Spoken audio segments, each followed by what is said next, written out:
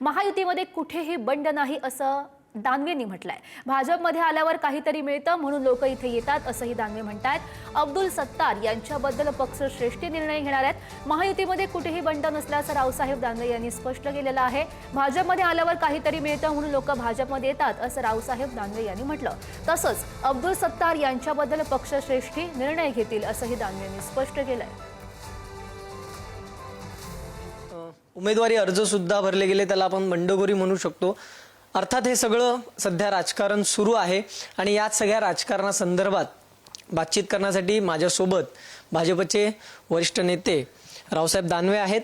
खरं तर सर, सुरुवातच अशी करतो की जसं मी म्हटलं की निवडणुका लागल्या तेव्हा त्यानंतर उमेदवारी आणि त्याच्यामध्ये सध्या महायुती विरुद्ध महायुतीचा हा सामना पाहायला मिळतो। कुठेतरी चर्चा ही महायुती आणि महाविकास आघाडी अशी व्हायला हवी होती, पण ती खरं तर होत नाहीये।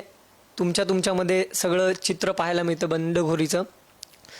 छत्रपती संभाजीनगर जालना या परिसरामध्ये सध्या आपण जर पाहिलं तर सुहास शिरसाट यांना भाजपच्या जागा सुटल्यानंतर ही जागा दिली, मात्र तिथे अब्दुल सत्तार यांचे सुपुत्र यांनी अर्ज भरलाय। काल शेवटची तारीख सुद्धा झाली, आता अर्ज मागे घ्यायची 4 तारीख शेवटचे। कसं पाहताय ही बंडखोरी? अनेक ठिकाणी झाली तशी तर, पण तुमच्या मतदारसंघात त्या ठिकाणी सुद्धा हे चित्र पाहायला मिळतंय। संख्याबळावर ती जागा तिन्ही नेत्यांनी एकत्र बसून भाजपला सोडली।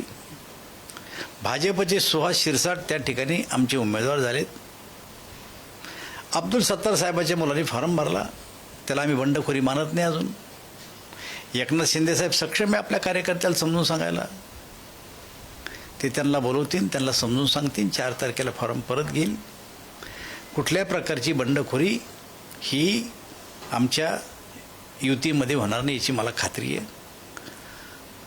आणि त्यामुळं आज असं म्हणता येणार नाही बंडखोरी झाली। जर तुम्हाला वाटत असेल की बंडखोरी झाली तर 4 तारखेनंतर पुन्हा या।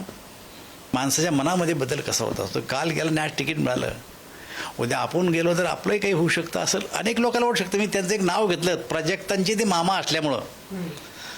आणि त्यामुळं राजकारणामध्ये नव्या जुन्याचा संगम करून राजकारण करावं लागत असतं। पक्ष वाढत असतो। भारतीय जनता पार्टी एक महासमुद्र आहे, या समुद्रामध्ये अनेक येऊन नद्या मिळालेल्या आहेत।